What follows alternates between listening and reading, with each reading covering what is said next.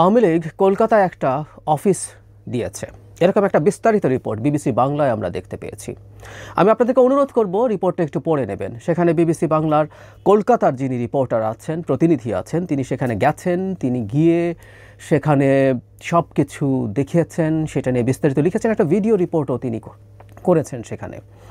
হ্যাঁ, সেটা বাংলাদেশে তাদের যে আলিশান রাজস্বিক অবস্থা ছিল সেরকম না, একটা কক্ষ যেখানে খুব ফর্মালিও আওয়ামী লীগ লিখে টিখে রাখা নেই, মুজিব বা শেখ হাসিনার ছবি নেই, এরকম একটা অফিস তারা নিয়েছেন।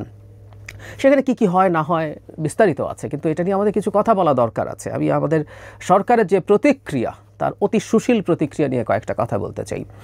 যাই হোক, রিপোর্টে তারা জানিয়েছেন এখানে 70-80 জন এমপি, এখনও x MP, dummy MP. Awami লীগের কোনো এমপি 14 সালের থেকে কোনো এমপি বাংলাদেশে ছিল না। এরা সব চোর ডাকাত, গায়ের জোরে নিজেদেরকে এমপি দাবি করেছেন, nothing more than that. So তারা তারপর বিভিন্ন জেলার সর্বোচ্চ পর্যায়ের নেতারা, উপজেলার সর্বোচ্চ পর্যায়ের নেতারা ওখানে আছেন, ওখানে যান, ওই অফিসে বসেন, ছোটোখাটো মিটিং সেখানে হয়। আবার বড় মিটিং যেখানে 200-300 মানুষ একত্র করার সম্ভাবনা থাকে বা দরকার থাকে, সেখানে তারা কনভেনশন হল টল ভাড়া করেন, এরকম বলছেন। সো ফর্মালি একটা অফিস কলকাতায় নেওয়া হয়েছে। এটা দেখে যখন বাংলাদেশ সরকারকে প্রতিক্রিয়া জানতে চাওয়া হলো, তখন বাংলাদেশ সরকারের যিনি প্রেস সচিব আছেন তিনি বলেছেন সরকার এটা পর্যবেক্ষণ করছে।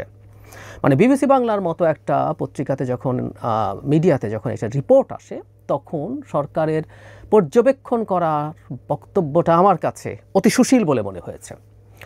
আমাদের আসলে যেটা উচিত হবে, ভারত সরকারকে খুব স্পষ্টভাবে এটা জানিয়ে দেয়া, আওয়ামী লীগের কোনো রকম কোনো কর্মকাণ্ড কর্মসূচি তাদের মাটিতে হতে দেয়া যাবে না। এটা নিয়ে কোনো রকম কোনো ছাড় দেওয়ার প্রশ্নই আসে না।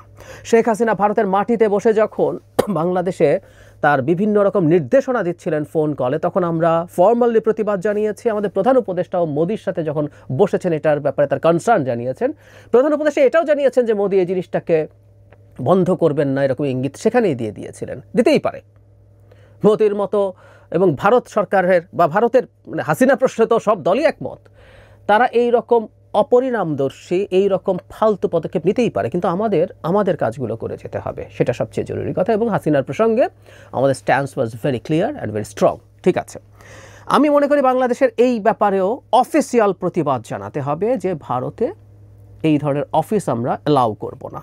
হ্যাঁ, তারা বলতে পারে যেখানে কোনো অফিসিয়াল কোনো মানে এরকম কিছু না, এটা নিশ্চিত কিছু না, এখানে কোনো ব্যানার নাই, এই নেই সেই নেই, কিন্তু আবারও বলছি যে একটা গুরুত্বপূর্ণ মিডিয়ার এই প্রতিবেদনকে ভিত্তি করেই এটা হতে পারে।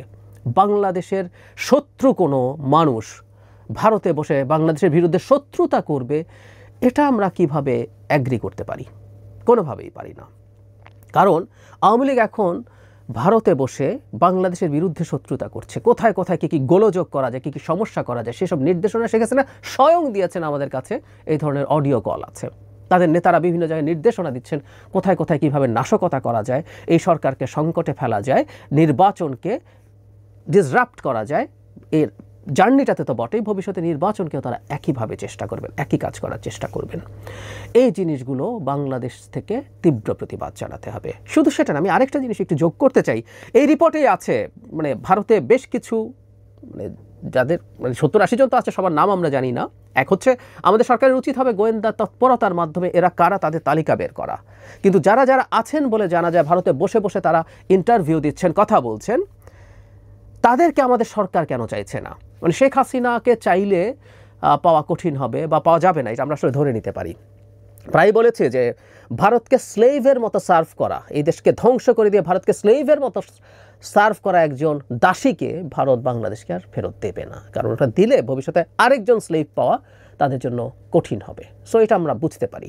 কিন্তু সরকারের উচিত হবে এই রকম অন্যান্য পরবর্তী পর্যায়ের যারা আছে তাদের প্রায় সবার বিরুদ্ধে আমরা দেখব নানা রকম ফৌজদারি মামলা আছে, তাদের বিরুদ্ধে অ্যারেস্ট ওয়ারেন্ট আছে।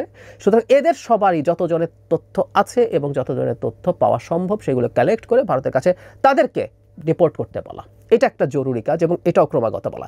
এগুলো আমরা যখন করব, অফিসিয়ালি করার পর যেটা হবে, আমরা গ্লোবালি দেখাতে পারবো যে আমাদের দেশের এই মারাত্মক ক্রিমিনালরা যারা ক্রাইম অ্যাগেন্স্ট হিউম্যানিটির সাথে জড়িত আছে, তাদেরকে ভারত আশ্রয় দিয়ে রেখেছে। ভারত একটা রোগ স্টেট। এই কাজটা করা খুবই জরুরি বলে আমি মনে করি। কিন্তু আমরা এটাও খুব বেশি কাজ করছি বলে মনে হয় না। শেখ হাসিনা নাই, তাই আমরা অন্য কিছুও করছি না। শেখ হাসিনাকে না পেলে আমরা অন্যদের ব্যাপারে চেষ্টা কেন বন্ধ রাখবো? কদ্দূর হবে আমি নিশ্চিত নই, কিন্তু যতটুকু হয় বা নাও যদি হয়, আমরা আমাদের অ্যাপিলগুলো জানিয়ে রাখবো। আমরা ভারতকে চাপের মধ্যে রাখতে হবে, এটা খুব জরুরি। ইন্টারন্যাশনাল রিলেশনসে আসলে একটা সম্পর্ক চাপের সাথেও রিলেটেড থাকে। ভারতের সাথে আমাদের কথাবার্তা হবে, নেগোসিয়েশন হবে। সো ভারতকে আমরা যতটা সম্ভব ব্যাকফুটে রাখার চেষ্টা করতে হবে এই ইস্যুগুলোর মাধ্যমে। কয়েকদিন আগে একটা ইন্টারেস্টিং কথা বলেছেন তাসনিম খলিল। আমরা একটা টক শোতে ছিলাম এই আওয়ামী লীগের অফিস হওয়া প্রসঙ্গে। আমার কাছে, আমি এটা কোট করতেই চাই এখানে। যমুনা টিভির একটা শোতে আমরা একসাথে ছিলাম, তখন যখন এই প্রসঙ্গ আসলো আমিও কথা বললাম, তখন তাসনিম খলিল একটা জিনিস এনে বললেন এরকম যে বাংলাদেশের মাটি ভারতের বিচ্ছিন্নতাবাদীদের ঘাঁটি হবে না, বাংলাদেশ সরকার রিপিটেডলি অ্যাসিওর করছে, কনফার্ম করছে। এটা ঠিক আমরা করি এবং আমিও মনে করি এটা কখনো হওয়া উচিত না। কিন্তু আসলে একটা পাল্টা প্রশ্ন আছে, খুব পাল্টা প্রশ্ন আছে। সেটা হলো বাংলাদেশকে ডিস্টেবিলাইজ করা, বাংলাদেশের ক্ষতি করা, এই দেশের জনগণের ক্ষতি করার ক্রমাগত চেষ্টা করে যাওয়া একটা গ্রুপ, একটা গ্যাং, মাফিয়া গ্যাংকে ভারত তো তার মাটিতে আশ্রয় দিয়ে ফর্মালি এই কাজগুলো করছে। তো তাহলে আমরা কেন এই কথা রিপিটেডলি বলছি? তাসনিম বলছেন যে এটা আমরা স্মরণ করিয়ে আমরা আর অন্তত না বলতে থাকি। আমি বলছি না, আমি ব্যক্তিগতভাবে মনে করি বাংলাদেশ তার মাটিতে ভারতের 7 সিস্টার্সের বিচ্ছিন্নতাবাদীদের বা তারা যারা নিজেদেরকে স্বাধীনতা সংগ্রামী বলে তাদেরকে এখানে আশ্রয় দিয়ে সেই কাজে সাহায্য করা উচিত বলে আমি মনে করি না, সেটা ঠিক আছে। কিন্তু আমি এটা খুব সিরিয়াসলি মনে করি। তাসনিম যেভাবে বলছেন যে আমরা তাহলে এত উচ্চবাচ্য করি কেন, আমরা বারবার কেন এটা পুনরুল্লেখ করি, অ্যাসিওরেন্স দেই যে আমরা এসব করছি না। তুমি তোমার মাটিতে বাংলাদেশকে ধ্বংস করার পরিকল্পনা, ধ্বংস করে চলে গেছে এক দফা 15 বছর ধরে, শেষে জুলাই আগস্টে যা করেছে তাকে আশ্রয় তো দিয়েছে, সেখানে বসে বসে এখন বাংলাদেশকে আরও কীভাবে ধ্বংস করা যায় সেই পরিকল্পনা করছে, তাকে তুমি কেন আশ্রয় দিয়েছো? ভারতকে এটা স্মরণ করিয়ে দেওয়া দরকার, বা এই কথাগুলো বলার সময় অন্তত 7 সিস্টার্সকে তুলনায় আনা উচিত বলে আমি মনে করি। বাংলাদেশ উল্লেখ করতে পারে তোমার 7 সিস্টার্সের ব্যাপারে আমরা এই কনসার্ন দেখাই, আমরা এটা করছি, কিন্তু তুমি তোমার মাটিতে বাংলাদেশকে ক্ষতিগ্রস্ত করার বা ধ্বংস করার মতো পরিকল্পনা হতে দিচ্ছ। এই কথাগুলো আমার মনে হয় জরুরি ভিত্তিতে বলা দরকার। পর্যবেক্ষণ করছি, দেখছি, এই টাইপের কিছু না, কোনো কিছু না। এই দেশের লোকজন আওয়ামী লীগকে এখনো সমর্থন করছে, করুক, খুবই দুঃখজনক। এই মাফিয়াদেরকে এখনও অনেক মানুষ সমর্থন করে, আমাদের আশপাশে এরকম মানুষজন আছে দেখছি। কিন্তু বাংলাদেশকে ক্ষতি করা কিন্তু আমরা মেনে নেব না। মুখে টুকটাক কথা বললে বলুক কেউ 2-4 জন, কিন্তু এসব চক্রান্ত আমরা মেনে নেব না। এর বিরুদ্ধে আমাদেরকে রাষ্ট্রীয়ভাবে দাঁড়াতে হবে, আমাদের রাষ্ট্রীয় একটা সলিডারিটি জনগণের মধ্যে তৈরি হতে হবে। এই জিনিসগুলোকে ঠেকিয়ে দেওয়ার প্রশ্নে আমাদের খুব টাফভাবে এগুলো ডিল করা দরকার।